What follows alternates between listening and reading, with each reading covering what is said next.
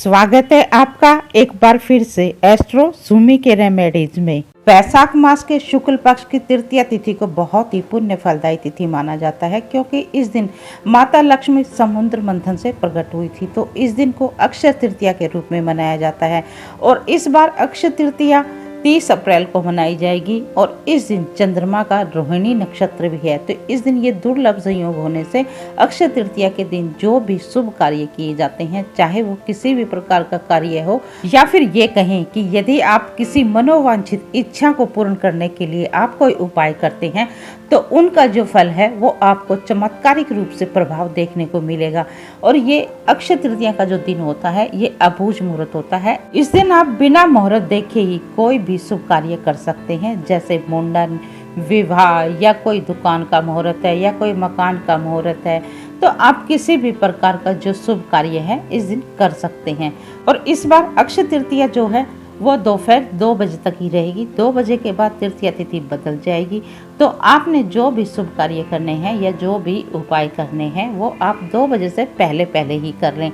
और इसके साथ ही 12 बजे से लेकर 1 बजे के बीच में शुक्र का होरा रहेगा, यानी माता लक्ष्मी का होरा रहेगा। तो इस समय के दौरान जो भी उपाय किए जाएंगे या जो भी कार्य किए जाएंगे उनके कार्यों में आपको वृद्धि या उनको चमत्कारिक ढंग से आपको लाभ अवश्य ही मिलेगा। तो इस समय के दौरान आपने कोई भी शुभ कार्य करना है या कोई भी उपाय करना है, ये समय आपके लिए बहुत ही उत्तम है। तो जिन बच्चों के विवाह में देरी हो रही है, रिश्ते नहीं आ रहे, या यूं कहें कि विवाह में बहुत ज़्यादा परेशानियां, अड़चनों का सामना करना पड़ रहा है, तो उन बच्चों के लिए अक्षय तृतीया का दिन उपाय करने के लिए बहुत ही शुभ दिन है।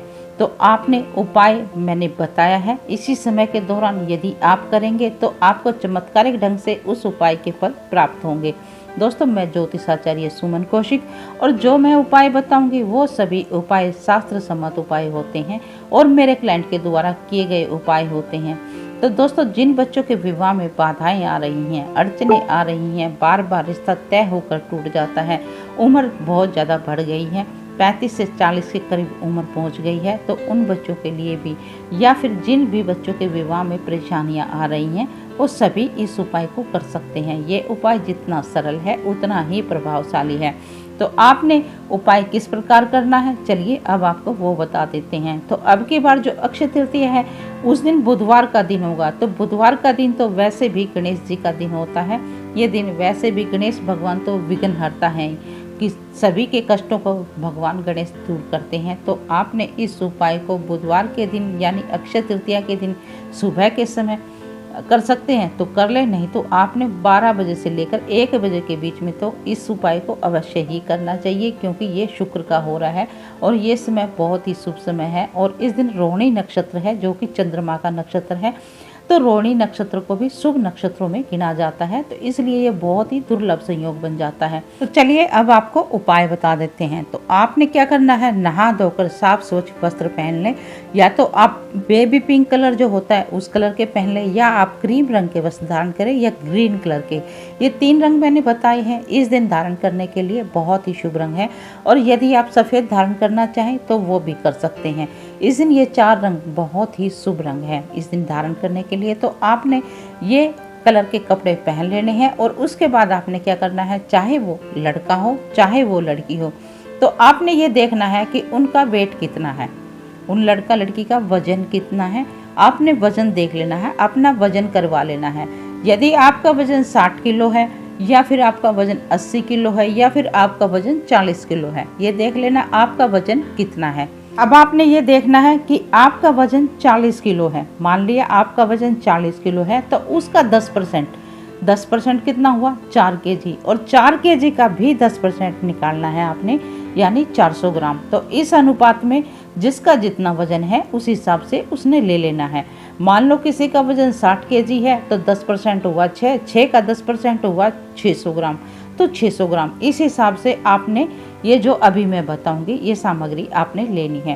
तो आपने क्या करना है कि जिसका वजन 40 किलो है उसने 400 ग्राम हरी मूंग लेनी है। मूंग कौन सी लेनी है, साबुत मूंग लेनी है, आपने दाल नहीं लेनी है, इस चीज़ का भी ध्यान रखना है।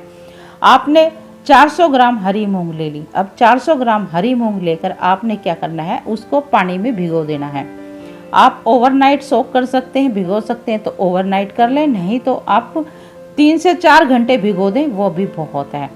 ठीक है जी। उसके बाद आपने क्या करना है, 200 ग्राम या तो आप मिश्री ले लें, चाहे तो आप चीनी ले लें, या फिर आप बूरा या खांड भी ले सकते हैं। तो वो आपके ऊपर डिपेंड है आप क्या कर लेना चाहेंगे।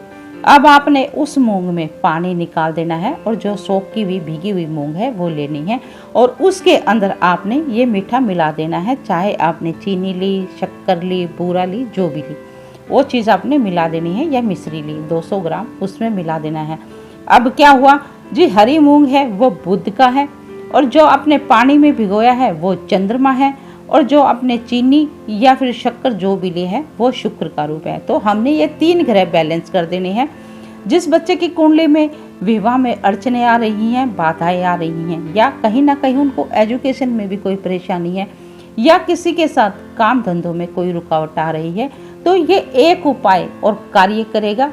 बहुत सारे कार्यों में ये उपाय फायदा करेगा। तो जिन बच्चों के विवाह में शुक्र की वजह से या बुध सप्तमेश होकर कहीं अस्त हो गया, क्योंकि बुध तो सूर्य देव के साथ साथ ही रहते हैं, अस्त हो गया, बुध ग्रह किसी तरह से पीड़ित हो गया, कोई पाप प्रभाव में आ गया, तो आप सभी तरह से बुध को अच्छा कर सकते हैं और शुक्र को भी आप अच्छा कर सकते हैं। ये उपाय बहुत ही चमत्कारिक ढंग से अपना कार्य करेगा। तो आपने क्या करना है, ये चीज़ें मिलाने के बाद अब आपने ये चीज़ें रख लेनी है अपने सामने, रखकर मिलाकर और हाथ जोड़कर आपने प्रार्थना करनी है। अपने बच्चे के शीघ्र विवाह के लिए आपने प्रार्थना करनी है कि मेरे बच्चे के विवाह में जो भी बाधाएं आ रही हैं, जो भी अड़चने आ रही हैं, या मेरे बच्चे की कुंडली में विवाह संबंधित जो भी दोष हैं, या मेरे बच्चे की कुंडली में एजुकेशन से संबंधित, या मेरे बच्चे की कुंडली में कार्य संबंधित जो भी दोष बने हुए हैं, वो सभी प्रकार के दोष मेरी बच्चे की कुंडली से दूर हों और तुरंत प्रभाव से मेरे बच्चे के शीघ्र विवाह के योग बने।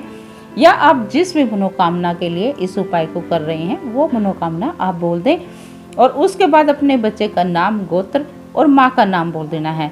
तो इस प्रकार प्रार्थना करते हुए आपने ओम नमो भगवते वासुदेवाय नमः, ओम श्रीम ह्रीम क्लीम महालक्ष्माय नमः, इस मंत्र का जाप करना है। कम से कम 11 बार इस मंत्र का जाप करें।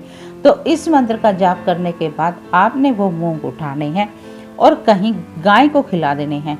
गाय आप कोई भी किसी भी गाय को खिला सकते हैं। बस ये ध्यान रख लें कि काली गाय नहीं हो तो अच्छा है, आप भूरे रंग की गाय हो या सफ़ेद रंग की गाय हो, किसी भी गाय को इसको खिला देने मूंग को। और मूंग को खिलाते समय हाथ जोड़कर गाय माता के आगे भी आपने अपने बच्चे के शीघ्र विवाह के लिए प्रार्थना करनी है, क्योंकि गाय के अंदर भी दोस्तों 33 कोटि देवी देवताओं का वास होता है। तो आपने ये उपाय करते समय गाय को प्रार्थना करनी है हाथ जोड़कर कि मेरे बच्चे के विवाह में जो भी बाधाएं आ रही हैं, जो भी अड़चने आ रही हैं, उनका तत्काल प्रभाव से दूर हों और मेरे बच्चे के शीघ्र विवाह होने के योग बने। तो इस प्रकार प्रार्थना करते हुए आपने वो हरे मूंग गाय को खिला देने हैं और हाथ जोड़कर प्रणाम करके अपने घर आ जाना है चुपचाप, बीच में किसी से बोलना नहीं है, बस इतना ध्यान रखना है। और दोस्तों यदि इस उपाय के करने के बाद भी आपके बच्चे के विवाह में किसी प्रकार की अड़चन या परेशानी आती है तो कमेंट बॉक्स में अपने बच्चे का नाम, date of birth, birth time, birth place और अपनी समस्या लिख दें। मैं आपके बच्चे की कुंडली देखकर कोई ना कोई उपाय बताने की अवश्य ही कोशिश करूंगी। और दोस्तों यदि आप अपने बच्चे की संपूर्ण कुंडली का विश्लेषण करवाना चाहते हैं तो मेरे हर एक वीडियो में मेरा व्हाट्सएप नंबर दिया हुआ होता है, आप वहां पर मुझसे संपर्क कर सकते हैं। यदि आपको यह जानकारी अच्छी लगी हो, ये उपाय अच्छा लगा हो तो वीडियो को लाइक और चैनल को सब्सक्राइब अवश्य ही करें। आपका किया गया एक सब्सक्राइब हमारे हौसले को बढ़ाता है, हमारी बहुत मदद करता है। इसके साथ ही यदि आपको यह जानकारी अच्छी लगे तो किसी ज़रूरतमंद के साथ भी अवश्य ही शेयर करें। आपका किया गया एक शेयर किसी के चेहरे की मुस्कान बन सकता है, उसके जीवन में खुशियाँ ला सकता है। तो चलिए मिलते हैं अगले वीडियो में एक नई जानकारी के साथ।